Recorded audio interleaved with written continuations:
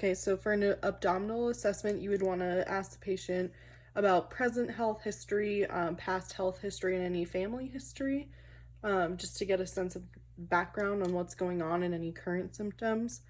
Um, for the first step, you would want to start with inspection. So, assessing the skin and making sure the skin is smooth and dry, and the abdomen should be symmetrical. So, no, like one side should not be higher up than the other or any distension. Looking for bulges or masses, looking at shape and contour. The abdomen should be flat or slightly rounded is also normal. And the umbilicus should be midline and inverted. So that can all be done just through inspection, just by looking. The next step would be to auscultate.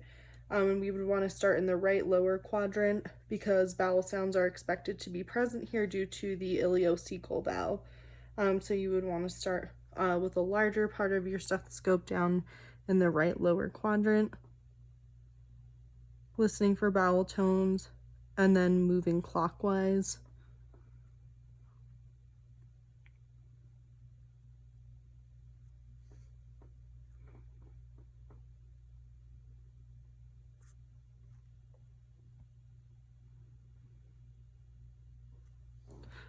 Common sounds are hyperactive, rumbling or growling sounds. And if sounds are heard in the right lower quadrant primarily that sound normal, it's typically not necessary for you to do the entire abdomen, but it can be best practice just to do all 4 quadrants.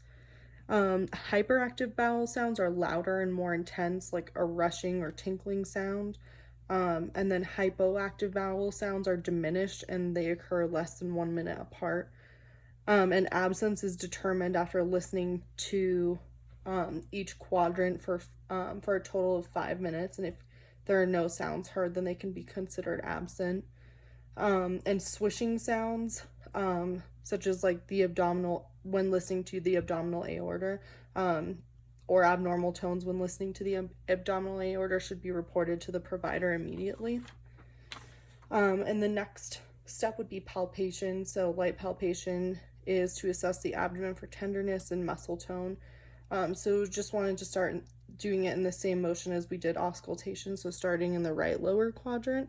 So starting here and ensuring that the patient isn't having any pain or rebound tenderness when touching the abdomen.